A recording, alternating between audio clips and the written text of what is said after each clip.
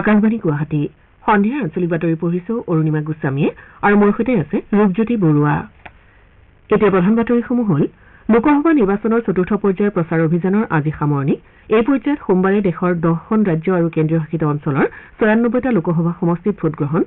প্ৰধানমন্ত্ৰী নৰেন্দ্ৰ মোদীৰ ওড়িশাত, মুখ্যমন্ত্ৰী হিমন্ত বিশ্ব শৰ্মাৰ বিহাৰত আৰু দিল্লীৰ মুখ্যমন্ত্ৰী অৰবিন্দ কেজৰিৱালৰ দেশৰ ৰাজধানীত প্ৰচাৰ অভিযানত অংশগ্ৰহণ।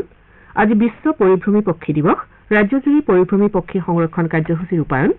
ৰাজ্যখনৰ বিভিন্ন ঠাইত জিলা আইন সেৱা প্ৰাধিকৰণৰ উদ্যোগত লোক আদালত সম্পন্ন আৰু IPL ক্ৰিকেট প্ৰতিযোগিতাত মুম্বাই ইণ্ডিয়ান্স কলকাতা নাইট ৰাইডাৰ্ছৰ বিৰুদ্ধে কলকাতাৰ ইডেন গাৰ্ডেন্ছত অৱতীৰ্ণ। এতিয়া শুনক বিতং বাতৰি। লোকসভা নিৰ্বাচনৰ চতুৰ্থ পৰ্যায়ৰ বাবে আজি বিয়লি ৫ বজাত প্ৰচাৰ অভিযানৰ সামৰণি পৰে। এই পৰ্যায়ত সোমবাৰে দেশৰ 10খন ৰাজ্য আৰু কেন্দ্ৰীয় শাসিত অঞ্চলৰ ৯৪টা লোকসভা সমষ্টিৰ বাবে ভোটগ্ৰহণ কৰা হ'ব। প্ৰচাৰৰ সামৰণি পৰিবলৈ মাজত কেইঘণ্টামান বাকী থকাৰ সময়তে বিভিন্ন দলৰ নেতাসকলে ভোটদাতাসকলৰ মন জয় কৰাৰ বাবে অন্তিম প্ৰয়াস চলায়। বিজেপিৰ জ্যেষ্ঠ নেতা তথা প্ৰধানমন্ত্ৰী নৰেন্দ্ৰ মোদীয়ে আজি ওড়িশাৰ কান্ধমাল জিলাৰ ফুলবাণীত এখন নিৰ্বাচনী সমাৱেশত অংশগ্ৰহণ কৰে। নিৰ্বাচনী প্ৰচাৰ সভাত বিৰোধী দল কংগ্ৰেছক সমালোচনা কৰি শ্ৰীমোদীয়ে কয় যে ৪ জুনৰ সাধাৰণ নিৰ্বাচনৰ ফলাফল ঘোষণাৰ পাছত কংগ্ৰেছে লোকসভাত বিৰোধী দল হিচাপে স্বীকৃত হ'ব। বিজেপি নেতৃত্বাধীন NDA নিৰ্বাচনত ৪০০খনতকৈ অধিক লোকসভা আসনত জয়ী হ'ব বুলি দাবী কৰি জ্যেষ্ঠ নেতাগৰাকীয়ে কংগ্ৰেছে কেৱল ৫০খন আসনতহে জয়লাভ কৰিব পাৰিব বুলি মত প্ৰকাশ কৰে। কংগ্ৰেছ শাসনকালক কুশাসনৰ অভিধা দি শ্ৰীমোদীয়ে কয় যে সেই সময়ত দেশত সন্ত্ৰাসবাদী আক্ৰমণৰ সংখ্যা বেছি আছিল। তেওঁ লগতে কংগ্ৰেছৰ শাসনকালত সন্ত্ৰাসবাদী আক্ৰমণৰ ঘটনাসমূহৰ সঠিক তদন্ত নোহোৱা বুলিও অভিযোগ তোলে। দুদিনীয়া কাৰ্যসূচীৰে ওড়িশালৈ যোৱা প্ৰধানমন্ত্ৰীয়ে ইয়াৰ পাছত বাৰগাৰ সংসদীয় সমষ্টিতো নিৰ্বাচনী সভাত ভাষণ দিয়ে। অসমৰ মুখ্যমন্ত্ৰী তথা বিজেপিৰ জ্যেষ্ঠ নেতা হিমন্ত বিশ্ব শৰ্মাই আজি বিহাৰৰ বেগুচৰাই চহৰত এখন নিৰ্বাচনী সভাত অংশগ্ৰহণ কৰি কয় যে বিজেপিৰ শক্তিশালী নেতৃত্বত কিছু বছৰৰ ভিতৰতে পাক অধিকৃত কাশ্মীৰ আকৌ ভাৰতৰ অংশ হিচাপে স্বীকৃত হ'ব। সংবাদ মাধ্যমৰ সৈতে হোৱা বাৰ্তালাপত বিজেপি নেতাগৰাকীয়ে সন্ত্ৰাসবাদৰ বিৰুদ্ধে চৰকাৰে লোৱা স্থিতিৰ বিৰুদ্ধাচৰণ কৰাৰ কাৰণে কংগ্ৰেছক সমালোচনা কৰে। অসমৰ পঞ্চায়ত আৰু গ্ৰামোন্নয়ন মন্ত্ৰী ৰঞ্জিত কুমাৰ দাসেও আজি পশ্চিমবংগৰ কেইবাটাও লোকসভা সমষ্টিত নিৰ্বাচনী কাৰ্যসূচীত অংশগ্ৰহণ কৰাৰ উদ্দেশ্যে কলিকতালৈ ৰাওনা হয়। মন্ত্ৰী দাসে পষেকজোৰা কাৰ্যসূচীত ৰাজ্যখনৰ কেইবাটাও লোকসভা সমষ্টিত নিৰ্বাচনী প্ৰচাৰ সভাত অংশ ল'ব। ইফালে কংগ্ৰেছ নেতা ৰাহুল গান্ধীয়ে আজি অন্ধ্ৰপ্ৰদেশৰ কাডাপ্পাত এখন ৰাজহুৱা সভাত অংশ লৈ নিৰ্বাচনী প্ৰচাৰ চলায়। শ্ৰীগান্ধীয়ে প্ৰধানমন্ত্ৰী নৰেন্দ্ৰ মোদী নেতৃত্বাধীন বিজেপি চৰকাৰক সমালোচনা কৰি NDAৰ শাসনকালত দেশৰ ৯০% লোকৰ অধিকাৰ আৰু বিকাশ বিঘ্নিত হৈছে বুলি দাবী তোলে। আনহাতে কংগ্ৰেছৰ ৰাষ্ট্ৰীয় সভাপতি মল্লিকাৰ্জুন খাৰ্গে আজি বিহাৰৰ পাটনাত নিৰ্বাচনী প্ৰচাৰ চলায়। কংগ্ৰেছ নেতাগৰাকীয়ে বিহাৰৰ ৰাজধানী চহৰখনত সংবাদ মাধ্যমক সম্বোধন কৰি শাসক পক্ষৰ নিৰ্বাচনী স্থিতিক তীব্ৰ সমালোচনা কৰে। আম আদমী পাৰ্টীৰ নেতা অৰবিন্দ কেজৰিৱালে আজি দিল্লীত এখন প্ৰচাৰ সভাত দেশত এতিয়া একনায়কত্ববাদ চলি আছে বুলি দাবী কৰি ১৪০ কোটি ভাৰতীয় জনসাধাৰণক ইয়াৰ বিৰুদ্ধে নিৰ্বাচনী যুঁজ দিবলৈ আহ্বান জনায়। প্ৰধানমন্ত্ৰীৰ বৈচিত্ৰ্যহীন এখন ৰাষ্ট্ৰ এটা নিৰ্বাচন আৰু এজন নেতাৰ সপোনক স্বৈৰাচাৰী আখ্যা দি ইয়াৰ বিৰুদ্ধে সংঘবদ্ধ হ'বলৈ তেওঁ দেশবাসীক আহ্বান জনায়। কংগ্ৰেছ দলৰ সভাপতি মল্লিকাৰ্জুন খাৰ্গে প্ৰতিটো পৰ্যায়ৰ নিৰ্বাচনৰ পাছৰ সৰ্বমুঠ ভোটদানৰ হাৰ প্ৰকাশৰ বাবে নিৰ্বাচন আয়োগে গ্ৰহণ কৰা পদ্ধতি সন্দৰ্ভত আপত্তি দৰ্শাইছে। নিৰ্বাচন আয়োগলৈ প্ৰেৰণ কৰা এখন পত্ৰত শ্ৰীখাৰ্গেই ভোটদানৰ হাৰ সন্দৰ্ভত প্ৰকৃত তথ্য নিৰপেক্ষভাৱে ৰাজহুৱা কৰিবলৈ আয়োগক আহ্বান জনাইছে। তেওঁ কয় যে নিৰ্বাচনী প্ৰক্ৰিয়াৰ প্ৰতি গভীৰভাৱে আকৰ্ষিত বহু ভোটদাতাই ভোটদানৰ প্ৰকৃত হাৰ সন্দৰ্ভত জানিবলৈ আগ্ৰহী। শ্ৰীখাৰ্গেৰ লগতে শাসনাধিষ্ঠিত দলৰ কেইবাগৰাকীও নেতাই নিৰ্বাচনী প্ৰক্ৰিয়া চলি থকাৰ সময়তে কৰা সাম্প্ৰদায়িক আৰু জাতিকেন্দ্ৰিক মন্তব্যৰ বিৰুদ্ধে আয়োগে জৰুৰীভাৱে কাৰ্যপন্থা গ্ৰহণ নকৰিলে বুলি প্ৰশ্ন উত্থাপন কৰিছে। উল্লেখযোগ্য যে INDI মিত্ৰজোঁটৰ এটা প্ৰতিনিধি দলে কালি নতুন দিল্লীত নিৰ্বাচন আয়োগক সাক্ষাৎ কৰে।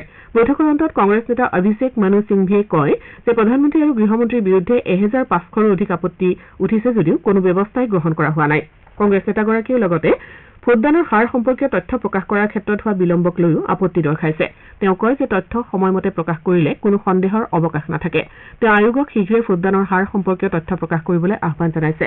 তৃণমূল কংগ্ৰেছৰ নেতা ডেৰেক অ'ব্ৰেইন, DMKৰ TR বালু, সমাজবাদী পাৰ্টীৰ জাভেদ আলী খান, CPIৰ বিনয় বিশ্বম প্ৰতিনিধি দলটোৰ সদস্য আছিল। আজি বিশ্ব পৰিভ্ৰমী পক্ষী দিৱস। পৰিভ্ৰমী পক্ষীসমূহৰ সংৰক্ষণ সজাগতাৰ বাবে সমগ্ৰ বিশ্বতে আজিৰ দিনটো পৰিভ্ৰমী পক্ষী দিৱস হিচাপে পালন কৰা হৈছে।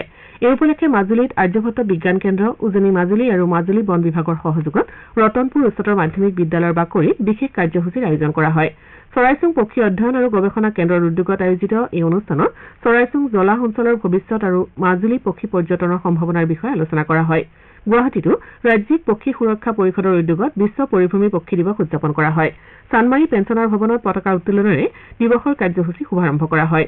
ইয়াৰ পাছত স্মৃতিতৰ্পণ গছপুলি ৰোপণ পক্ষী আৰু প্ৰকৃতি বিষয়ক স্বৰচিত কবিতা পাঠৰ লগতে গীত মাতৰ অনুষ্ঠানৰ আয়োজন কৰা হয় মুকলি সভাত পক্ষী আৰু প্ৰকৃতি শীৰ্ষক আলোচনা চক্ৰৰ আয়োজন কৰাৰ লগতে পক্ষী সংবাদ শীৰ্ষক এখন গ্ৰন্থ উন্মোচন কৰা হয় উল্লেখযোগ্য যে ৰাজ্যখনৰ কাজিৰঙা বুঢ়াচাপৰি মানাহ নামেৰি ইত্যাদি বনাঞ্চলসমূহলৈ শীতকালত আগমন হোৱা ভিন্ন প্ৰজাতিৰ পৰিভ্ৰমী পক্ষীসমূহে নান্দনিক পৰিৱেশৰ সূচনা কৰে গোলাঘাটৰ খুমটাই সমষ্টিৰ অন্তৰ্গত যোগীবাৰী কামৰূপ মহানগৰৰ দীপৰ বিলকে ধৰি পৰিভ্ৰমী পক্ষী পৰ্যটন ক্ষেত্ৰসমূহে পৰিভ্ৰমী পক্ষী সংৰক্ষণৰ দিশত বিশেষ পদক্ষেপ লৈছে কাজিৰঙা ৰাষ্ট্ৰীয় উদ্যানত আজি পুৱতি নিশা বনকৰ্মীৰ গুলীত এটা চোৰাং চিকাৰী নিহত হয় বিশ্ব ঐতিহ্যৰ ক্ষেত্ৰখনৰ পূব প্ৰান্তৰ অগৰাতলী পৰিসৰৰ এৰাসুতি ৰঙামতীয়ে বন শিবিৰৰ এজাৰ কাঠনি এলেকাত চোৰাং চিকাৰীটো বনকৰ্মীৰ গুলীত নিহত হৈছে ইফালে আন দুটা চোৰাং চিকাৰীয়ে ঘটনাস্থলীৰ পৰা পলায়ন কৰিবলৈ সমৰ্থ হয় বন বিভাগ আৰু অসম আৰক্ষীয়ে ঘটনাস্থলীৰ পৰা এটা 303 ৰাইফলৰ লগতে দুটা খালী কাৰ্টিজ আৰু দুজাই গুলী জব্দ কৰিছে উল্লেখযোগ্য যে ৰাষ্ট্ৰীয় উদ্যানখনৰ উত্তৰ পাৰৰ বিশ্বনাথৰ দিশৰ পৰা তিনিজনীয়া চোৰাং চিকাৰীৰ দলটো বনাঞ্চলত প্ৰৱেশ কৰে বিশেষ সূত্ৰৰ জৰিয়তে এই তথ্য লাভ কৰি বন বিভাগে পুৱতি নিশা কৰা এম্বুজত চোৰাং চিকাৰীটোৰ গাত 4 জাই গুলী লাগে আন দুটা চোৰাং চিকাৰীৰ সন্ধানত বন বিভাগে অভিযান অব্যাহত ৰাখিছে বিশিষ্ট সাহিত্যিক ইমৰান শ্বাহক ডিব্ৰুগড় বিশ্ববিদ্যালয়ে সন্মানীয় ডি.লিট উপাধি প্ৰদান কৰিছে আজি সাহিত্যিকগৰাকী শিৱসাগৰৰ ধাইআলিত থকা বাসগৃহত বিশ্ববিদ্যালয়খনৰ কৰ্তৃপক্ষই আয়োজন কৰা এটা গাম্ভীৰ্যপূৰ্ণ অনুষ্ঠানত অসম সাহিত্য সভাৰ প্ৰাক্তন সভাপতিগৰাকীক এই সন্মান প্ৰদান কৰা হয় সন্মানীয় উপাধিটো গ্ৰহণ কৰি পদ্মশ্ৰী সন্মানেৰে সন্মানিত সাহিত্যিকগৰাকীয়ে বিশ্ববিদ্যালয়খনৰ কৰ্তৃপক্ষক ধন্যবাদ জ্ঞাপন কৰি কয় যে অসমীয়া সাহিত্যৰ সম্প্ৰতি ভাল দিন চলি আছে অসমীয়া সাহিত্য বৰ্তমান বিশ্ব স্তৰতো পৰিচিত বুলি তেওঁ মন্তব্য কৰে উল্লেখযোগ্য যে যোৱা 10 মাৰ্চত ডিব্ৰুগড় বিশ্ববিদ্যালয়ৰ 22 সংখ্যক দীক্ষান্ত সমাৰোহত বিশ্ববিদ্যালয়ৰ আচাৰ্য তথা ৰাজ্যপাল গোলাব চান্দ কাটাৰিয়াই শ্ৰী শ্বাহক সৰ্বোচ্চ শৈক্ষিক সন্মান ডি.লিট উপাধি প্ৰদান কৰাৰ কথা আছিল স্বাস্থ্যজনিত কাৰণত বিশিষ্ট সাহিত্যিকগৰাকী সমাৰোহত উপস্থিত থাকিব নোৱাৰাৰ হেতু বিশ্ববিদ্যালয়ৰ কৰ্তৃপক্ষই আজি তেওঁক বাসগৃহত এই সন্মান প্ৰদান কৰে গুৱাহাটীৰ পাটগাঁৱৰ NDRFৰ প্ৰথম বেটেলিয়নৰ উদ্যোগত আৰু মৰিগাঁও জিলাৰ দুৰ্যোগ ব্যৱস্থাপনা বিভাগৰ সহযোগত মৰিগাঁও জিলাৰ সকলো ৰাজহ চক্ৰত যোৱা 6 মেৰ পৰা আৰম্ভ হোৱা বান প্ৰতিহতকৰণ অনুশীলনৰ আজি সামৰণি পৰে এই কাৰ্যসূচীত বানৰ লগতে অগ্নিকাণ্ডকে ধৰি বিভিন্ন দুৰ্যোগৰ মুখামুখি হোৱাৰ বাবে প্ৰয়োজনীয় কৌশল বিষয়ক কৰ্মশালা অনুষ্ঠিত হয় জিলাখনৰ মায়ং ৰাজহ চক্ৰৰ জাগিৰোড উচ্চতৰ মাধ্যমিক বিদ্যালয় মিকিৰভেটা ৰাজহ চক্ৰৰ অলকাপুৰ উচ্চতৰ মাধ্যমিক বিদ্যালয় ভুৰাগাঁও ৰাজহ চক্ৰৰ তিনিচুকীয়া মাধ্যমিক বিদ্যালয় লাহৰীঘাট ৰাজহ চক্ৰৰ বৰথল দলৈগাঁও উচ্চতৰ মাধ্যমিক বিদ্যালয় আৰু মৰিগাঁও ৰাজহ চক্ৰৰ কেয়াজান মাধ্যমিক বিদ্যালয়ত এই অনুশীলন চলোৱা হয় গ্ৰামাঞ্চলৰ লোকসকলৰ সৈতে বান পৰিস্থিতি সম্পৰ্কীয় বিভিন্ন বিষয়ত মত বিনিময় কৰি NDRFৰ দলটোৱে মায়ঙৰ চক্ৰ বিষয়া জিলা দুৰ্যোগ ব্যৱস্থাপনা বিভাগৰ প্ৰকল্প বিষয়াকে ধৰি বিভাগীয় প্ৰধানসকলক বান পৰিস্থিতি সম্পৰ্কত অৱগত কৰে শ্ৰোতাসকলে সন্ধিয়াৰ আঞ্চলিক বাতৰি শুনিছে আকাশবাণী গুৱাহাটী কেন্দ্ৰৰ পৰা পৰৱৰ্তী বাতৰি শুনক ৰূপজ্যোতি বৰুৱাৰ পৰা ৰাষ্ট্ৰীয় লোক আদালতৰ সৈতে সংগতি ৰাখি দক্ষিণ শালমৰা মানকাছাৰ জিলা আইন সেৱা প্ৰাধিকৰণৰ উদ্যোগত আজি হাটশিঙিমাৰীত লোক আদালত অনুষ্ঠিত হয় ৰাষ্ট্ৰীয় আইন সেৱা প্ৰাধিকৰণ তথা অসম ৰাজ্যিক আইন সেৱা প্ৰাধিকৰণৰ উদ্যোগত হাটশিঙিমাৰীৰ জিলা সত্ৰ ন্যায়াধীশৰ আদালতত চৌহদত এই কাৰ্যসূচী গ্ৰহণ কৰা হয় লোক আদালতত ফৌজদাৰী দেৱানী পাৰিবাৰিক ৰাজহ সংক্ৰান্তীয় পথ দুৰ্ঘটনা বেংক ঋণ আদিৰ গোচৰ খৰতকীয়াকৈ নিষ্পত্তি কৰা হয় ওদালগুৰি জিলাতো আজি জিলা আইন সেৱা প্ৰাধিকৰণৰ উদ্যোগত ৰাষ্ট্ৰীয় লোক আদালতৰ আয়োজন কৰা হয় এই আদালতত আপোচযোগ্য বিভিন্ন গোচৰ যেনে যান বাহন আইন উলংঘা দেৱানী গোচৰ পাৰিবাৰিক গোচৰ মটৰ দুৰ্ঘটনা চেক বাউন্স ৰাজহ সংক্ৰান্তীয় গোচৰ বেংকৰ লেনদেন আদি বিভিন্ন গোচৰ নিষ্পত্তি কৰা হয় আজি জিলাখনত মুঠ 1623টা গোচৰ নিষ্পত্তি কৰা হয় কোকৰাঝাৰ জিলাতো আজি লোক আদালত অনুষ্ঠিত হয় এই আদালতত ভালেসংখ্যক বিচাৰাধীন গোচৰ নিষ্পত্তি কৰা হয় কেন্দ্ৰীয় চৰকাৰৰ বন আৰু পৰিৱেশ তথা জলবায়ু পৰিৱৰ্তন বিভাগৰ সহযোগত আৰু অসম বিজ্ঞান সমিতিৰ উদ্যোগত আজিৰে পৰা দুদিনীয়া কাৰ্যসূচীৰে মৰিগাঁৱৰ চাৰণবিল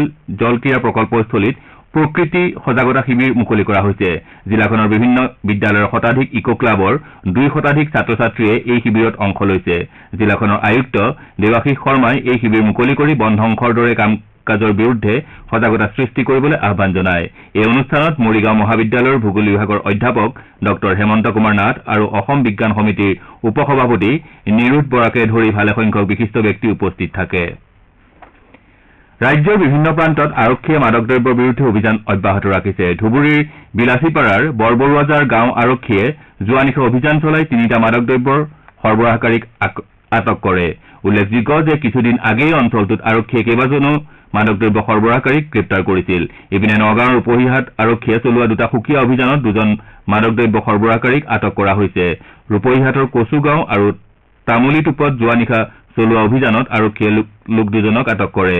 ধৃত লোক দুজনৰ পৰা আৰক্ষীয়ে এটা মাদক দ্ৰব্য ভৰ্তি চাবোনৰ বাকচ জব্দ কৰিছে। অধিক তথ্যৰ বাবে দুইজন লোকক জেৰা কৰি থকা হৈছে। ঢকুৱাখানাৰ চাৰিকৰীয়া নৈৰ পাৰত অৱস্থিত মহঘুলি চাপৰিত কালিৰে পৰা তিনিদিনীয়াকৈ অনুষ্ঠিত ফাট বিহুৰ আজি দ্বিতীয় দিনাও বিহুতলীত উখল মাখল পৰিৱেশে বিৰাজ কৰে। ঢোল পেপা গগনাৰ মাতেৰে ফাট বিহুতলী মুখৰ হৈ উঠিছে। সমন্বয়ে বাৰ্তা কঢ়িয়াই অনা এই বিহুৰ আজি দ্বিতীয় দিনা বৰ্ণিল কাৰ্যসূচী ৰূপায়ণ কৰা হয়। কপৌ ফুল আৰু গছপুলি ৰোপণেৰে আজি ফাট বিহুৰ দ্বিতীয় দিনাৰ কাৰ্যসূচী আৰম্ভ হয়। ইয়াৰ পিছতেই গামোচা প্ৰতিযোগিতা, হুঁচৰি প্ৰতিযোগিতা অনুষ্ঠিত হয়। তদুপৰি ফাট বিহুৰ বছৰেকীয়া স্মৰণিকা বিহুৱান আজি উন্মোচন কৰা হয়। কাইলৈ অন্তিম দিনা হ'বলগীয়া মুকলি সভাত মুখ্যমন্ত্ৰী ডঃ হিমন্ত বিশ্ব শৰ্মা বিশিষ্ট অতিথি হিচাপে উপস্থিত থকাৰ কথা। মুকলি সভাত শিক্ষামন্ত্ৰী ডাঃ অনুজ পেগু, সাংস্কৃতিক বিভাগৰ মন্ত্ৰী বিমল বৰা, সাংসদ প্ৰয়ান বৰুৱাকে ধৰি কেইবাগৰাকীও মন্ত্ৰী, বিধায়ক আৰু বিশিষ্ট ব্যক্তি উপস্থিত থাকিব। ভাৰত চৰকাৰৰ অন্যতম ৰাজহুৱা খণ্ডৰ প্ৰতিষ্ঠানত ইণ্ডিয়ান অইল কৰ্পৰেশ্যন লিমিটেডৰ গুৱাহাটী ইণ্ডেন মণ্ডল কাৰ্যালয়ৰ উদ্যোগত আজি নগাঁৱত এটা সজাগতামূলক কাৰ্যসূচী গ্ৰহণ কৰা হয়। নগাঁও নাট্য মন্দিৰত অনুষ্ঠিত এই কাৰ্যসূচীত জিলাখনৰ ৰন্ধন গেছৰ বিভিন্ন বিতৰকৰ, যোগান ধৰোতা আৰু মেকানিকসকলৰ সৈতে মত বিনিময় অনুষ্ঠান সম্পন্ন কৰা হয়। এই অনুষ্ঠানত ইণ্ডিয়ান অইলৰ ৰাজ্যিক কাৰ্যালয়ৰ মহাপ্ৰবন্ধক দীনেশ প্ৰসাদ বিদ্যাৰ্থীকে ধৰি কেইবাজনো বিষয়াই অংশগ্ৰহণ কৰে। ইয়াৰ লগতে নগাঁৱৰ অগ্নি নিৰ্বাপক বাহিনীৰ সহযোগতো অগ্নি প্ৰতিৰোধ সম্পৰ্কীয় সজাগতা অনুষ্ঠান আয়োজন কৰা হয়। IPL ক্ৰিকেট প্ৰতিযোগিতাৰ দুখন খেল গুৱাহাটীৰ বৰ্ষাপাৰা ষ্টেডিয়ামত অহা 15 আৰু 19 মেত অনুষ্ঠিত হ'ব। 15 মেত সন্ধিয়া 7:30 বজাত ৰাজস্থান ৰয়েলছ পাঞ্জাৱ কিংছৰ আৰু 19 মেত দলটো কলকাতা নাইট ৰাইডাৰ্ছৰ বিৰুদ্ধে অৱতীৰ্ণ হ'ব। অসমৰ ক্ৰিকেটাৰ ৰিয়ান পৰাগে খেলি থকা ৰাজস্থান ৰয়েলছৰ অধ্যক্ষ ৰঞ্জিত বৰঠাকুৰৰ উপস্থিতিত আজি BCCIৰ যুটীয়া সচিব দেৱজিৎ শইকীয়াই এখন সংবাদমেলত এই বিষয়ে প্ৰকাশ কৰে। তেওঁ কয় যে খেল দুখনৰ বাবে অহা 13 মেত ৰাজস্থান ৰয়েলছ দলটো গুৱাহাটীত উপস্থিত হ'ব। সংবাদমেলত ৰাজস্থান ৰয়েলছৰ অধ্যক্ষ শ্ৰী বৰঠাকুৰে অনাগত সময়ত গুৱাহাটীত আৰু অধিক খেল হ'ব বুলি আশা প্ৰকাশ কৰে। আনহাতে অনাগত সময়ত IPLৰ দলসমূহত উত্তৰ পূবৰ পৰা কমেও 20 গৰাকী খেলুৱৈয়ে অংশ লোৱাৰ বাবে পথ প্ৰশস্ত কৰাৰ তেওঁৰ পৰিকল্পনা আছে বুলিও শ্ৰী বৰঠাকুৰে জানিবলৈ দিয়ে। ভাৰতীয় জেভেলিন খেলুৱৈ নীৰজ চোপ্ৰাই দোহা ডায়মণ্ড লীগ 2024 প্ৰতিযোগিতাত দ্বিতীয় স্থান নিশ্চিত কৰিছে। জেভেলিনৰ শীৰ্ষস্থানৰ খেলুৱৈ জাকুব জাডলেজতকৈ মাত্ৰ 2 চেণ্টিমিটাৰ কম জেভলিন দলিয়াই তেওঁ দ্বিতীয় স্থান লাভ কৰে। বতাহৰ পৰিপ্ৰেক্ষিতত নীৰজে একেৰাহে দ্বিতীয়বাৰৰ বাবে দোহাত চূড়ান্ত বিজয়ী খিতাপ দখলত ব্যৰ্থ হয়। ভাৰতীয় মহিলা মল্লযুঁজাৰু নিশা দহিয়াই পেৰিছ অলিম্পিকৰ বাবে যোগ্যতা অৰ্জন কৰিছে। অলিম্পিকত ভাগ লোৱাৰ বাবে তেওঁ 5মগৰাকী মহিলা মল্লযুঁজাৰু হিচাপে পৰিগণিত হৈছে। ইস্তানবুলত কালি বিশ্ব অলিম্পিক যোগ্যতা নিৰ্ণয়কাৰী 68 কিলোগ্ৰাম শাখাৰ ছেমিফাইনেলত দহিয়াই ৰোমানিয়াৰ আলেকজেণ্ড্ৰা আংঘেলক পৰাস্ত কৰে। যোৱা বছৰৰ এছিয়ান চেম্পিয়নশ্বিপত ৰূপৰ পদক বিজয়ী নিশাই আংঘেলক 8-4 পইণ্টত পৰাস্ত কৰে। এইবাৰৰ প্ৰথমবাৰৰ বাবে 5গৰাকী মহিলা মল্লযুঁজাৰুৱে অলিম্পিকৰ প্ৰতিযোগিতাত ভাগ লোৱাৰ সুযোগ লাভ কৰিছে। অন্তিম পাংঘল, বিনেশ ফোগট, অঞ্চু মালিক আৰু ঋতিকা হুদাই ইতিমধ্যে অলিম্পিকত তেওঁলোকৰ স্থান নিশ্চিত কৰিছে। IPL ক্ৰিকেট প্ৰতিযোগিতাত আজি কলকাতাৰ ইডেন গাৰ্ডেন্ছত হ'বলগীয়া এখন খেলত মুম্বাই ইণ্ডিয়ানছ কলকাতা নাইট ৰাইডাৰ্ছৰ বিৰুদ্ধে অৱতীৰ্ণ হ'ব। খেলখন সন্ধিয়া 7:30 বজাত আৰম্ভ হ'ব। এতিয়া বাতৰি শেষ কৰাৰ আগতে প্ৰধান বাতৰিসমূহ আকৌ এবাৰ পঢ়ি দিছো। লোকসভা নিৰ্বাচনৰ চতুৰ্থ পৰ্যায়ৰ প্ৰচাৰ অভিযানৰ আজি সামৰণি। এই পৰ্যায়ত সোমবাৰে দেশৰ 10খন ৰাজ্য আৰু কেন্দ্ৰীয় শাসিত অঞ্চলৰ 96টা লোকসভা সমষ্টিত ভোটগ্ৰহণ। প্ৰধানমন্ত্ৰী নৰেন্দ্ৰ মোদীৰ উৰিষ্যাত, মুখ্যমন্ত্ৰী হিমন্ত বিশ্ব শৰ্মাৰ বিহাৰত আৰু দিল্লীৰ মুখ্যমন্ত্ৰী অৰবিন্দ কেজৰিৱালৰ দেশৰ ৰাজধানীত প্ৰচাৰ অভিযানত অংশগ্ৰহণ। আজি বিশ্ব পৰিভ্ৰমী পক্ষী দিৱস। ৰাজ্যজুৰি পৰিভ্ৰমী পক্ষী সংৰক্ষণ কাৰ্যসূচী ৰূপায়ণ। ৰাজ্যৰ বিভিন্ন ঠাইত জিলা আইন সেৱা প্ৰাধিকৰণৰ উদ্যোগত লোক আদালত সম্পন্ন। আৰু IPL ক্ৰিকেট প্ৰতিযোগিতাত মুম্বাই ইণ্ডিয়ানছ কলকাতা নাইট ৰাইডাৰ্ছৰ বিৰুদ্ধে কলকাতাৰ ইডেন গাৰ্ডেন্ছত অৱতীৰ্ণ। আমাৰ এতিয়াৰ বাতৰি ইমানতে অন্ত পৰিল।